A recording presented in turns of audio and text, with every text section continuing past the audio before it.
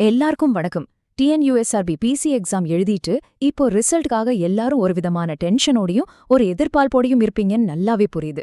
So உங்க கவலைய கொஞ்சம் குறைக்கிறதுக்கு தான் இந்த டீடைல்ட் அனாலிசிஸ். இப்போ உங்க எல்லாருடைய மனசுலயும் ஓடிக்கிட்டு இருக்கிற ஒரே கேள்வி இதுவா தான் இருக்கும். நான் இப்பவே பிசிக்கல் டெஸ்ட்டுக்கு பிராக்டிஸ் பண்ண ஆரம்பிக்கணுமா? கரெக்டா? இந்த கேள்விக்கு ஒரு தெளிவான பதில தான் நாம இப்ப பார்க்க போறோம். சரி, நம்ம டீப்பா அனலைஸ் பண்றதுக்கு முன்னாடி ஒரு ரொம்ப முக்கியமான விஷயத்தை தெளிவுபடுத்திடலாம். நாம இங்க பேச போற கட் ஆஃப் மார்க்ஸ் எல்லாமே 70 கேள்விங்கன்னு கொண்ட மெயின் பேப்பருக்கு மட்டும்தான்.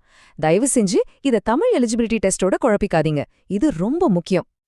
இந்த வருஷத்தோட கட் ஆஃப் என்னவா இருக்கும்னு கணிக்கிறதுக்கு முதல்ல போன வருஷம், அதாவது 2023ல என்ன நடந்துச்சுன்னு பார்க்கணும்.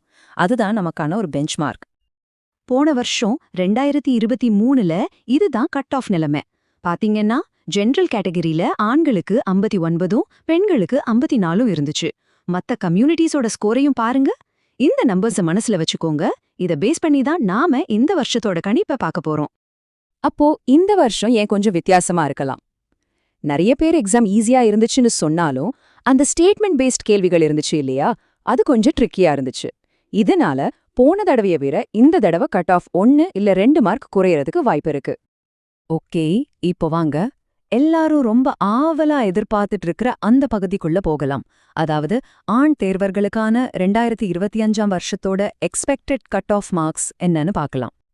பொது பிரிவுகளை பொறுத்த வரைக்கும் போன வருஷம் 59ஆ இருந்தது. இந்த வருஷம் 58 பிளஸ்ஸா இருக்கலான்னு எதிர்பார்க்கப்படுது. இது வெறும் 1 மார்க் தானே நினைக்கலாம். ஆனா இந்த 1 மார்க் ஆயிரக்கணக்கான பேரோட ரேங்க மாத்தக்கூடியது. அதனால இது ஒரு முக்கியமான கணிப்பு. மத்த சமூக பிரிவுகளையும் பாருங்க. ஓசி, பிசி, எம்பிசி, எஸ்சின்னு இந்த பிரிவுகள்ல இருக்கிறவங்களுக்கு கிட்டத்தட்ட 58 பிளஸ் தான் டார்கெட்டா இருக்கும். பிசிஎம்க்கு 50 பிளஸ், எஸ்சிஏக்கு 57 பிளஸ், எஸ்டிக்கு 55ல இருந்து 56 பிளஸ் வரைக்கும் இருக்கலாம். சோ உங்க கம்யூனிட்டிக்கான டார்கெட் என்னன்னு இங்க செக் பண்ணிக்கோங்க. அடுத்ததா நாம பெண் தேர்வர்களுக்கான கணிப்புகளை பார்க்கலாம். இதுவரைக்கும் நாம பார்த்த டேட்டாவோட அடிப்படையில இது எப்படி இருக்குன்னு தெரிஞ்சுக்கலாம் வாங்க. பெண் தேர்வர்களை பொறுத்த வரைக்கும் பொது பிரிவுகள்ல 52 பிளஸ் எடுத்தா அது ஒரு நல்ல ஸ்கோரா இருக்கும். இதுவும் போன வருஷத்தை விட கொஞ்சம் குறைவுதான். குறிப்பா பிசிஎம் கம்யூனிட்டில 36 பிளஸ் எடுத்தாலே அடுத்த ஸ்டேஜுக்கு போறதுக்கு நல்ல வாய்ப்பு இருக்கு. இது ஒரு முக்கியமான விஷயம். ஸ்போர்ட்ஸ் கோட்டா, ஆதரவற்ற விதவைகள் மாதிரியான ஸ்பெஷல் கேட்டகரிஸ்க்கான கணிப்புகளையும் பாருங்க. விளையாட்டு வீரர்களுக்கு 40லிருந்து 43 மார்க்கும், ஆதரவற்ற விதவைகளுக்கு 28 பிளஸ் மார்க்கும் தேவைப்படலாம். நீங்க இந்த மார்க்குக்கு பக்கத்துல இருந்தாலே யோசிக்காம பிராக்டிஸ் ஸ்டார்ட் பண்றது தான் புத்திசாலித்தனம்.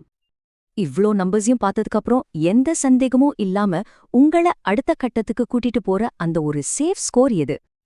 அந்த மேஜிக் நம்பர் 60 பிளஸ். ஆமாங்க, நீங்க 60 இல்ல அதுக்கு மேல மார்க் எடுத்திருந்தீங்கன்னா வேற எதை பத்தியுமே யோசிக்காதீங்க. எந்த கவலையும் இல்லாம உடனே உங்க பிசிக்கல் ட்ரைனிங்க ஸ்டார்ட் பண்ணுங்க. நீங்க கண்டிப்பா சேஃப் சோன்ல இருக்கீங்க. ஆக ரொம்ப முக்கியமான பாயிண்ட் இதுதான். 60 பிளஸ் மார்க் அப்படிங்கிறது ஒரு கிரீன் சிக்னல் மாதிரி. உங்க கம்யூனிட்டி எதுவா இருந்தாலும் சரி, நீங்க தாராளமா அடுத்த கட்டத்துக்கு தயாராகலாம். சரி, இப்ப உங்க கையில நம்பர்ஸ் இருக்கு. இத வச்சு நீங்க இன்னிக்கே எடுக்க வேண்டிய ஸ்டெப்ஸ் என்னென்ன? ஓகே, இப்ப நீங்க என்ன செய்யணும்? இதோ ஒரு சிம்பிள் பிளான். முதல்ல உங்க ஸ்கோரை நான் சொன்ன கணிப்புகளோட ஒப்பிட்டு பாருங்க. உங்க ஸ்கோர் இதுக்கு பக்கத்துல இல்ல இதுக்கு மேல இருக்கா? அப்போ ஒரு நிமிஷம் கூட வேஸ்ட் பண்ணாதீங்க. உடனே பிசிக்கல் பிராக்டிஸ ஸ்டார்ட் பண்ணுங்க. ரிசல்ட் வரட்டும்னு காத்துக்கிட்டு இருக்கிறது நீங்க செய்யற பெரிய தப்பா கூட இருக்கலாம். ஏன் இவ்ளோ அவசரப்படணும்னு கேக்குறீங்களா? இந்த உண்மைய மனசுல வச்சுக்கோங்க. நிறைய பேர் ரிட்டன் எக்ஸாம்ல நல்லா பாஸ் பண்ணிட்டு பிசிக்கல் டெஸ்ட்ல ஃபெயில் ஆயிடுறாங்க. அந்த தப்ப மட்டும் நீங்க பண்ணிடாதீங்க. பிசிக்கல் ஃபிட்னஸ் வெற்றிக்கு ரொம்ப முக்கியம். ஆனா ஒருவேளை உங்க ஸ்கோர் இந்த கணிப்பை விட கம்மியா இருந்தா என்ன பண்றது? இந்த தடவை கட் ஆஃப் தொட முடியாதவங்களுக்கும் சில ஆலோசனைகள் இருக்கு. ஒருவேளை உங்க ஸ்கோர் 50லிருந்து 55க்குள்ள இருந்துச்சுன்னா அது ஒரு தோல்வியா நினைக்கவே நினைக்காதீங்க.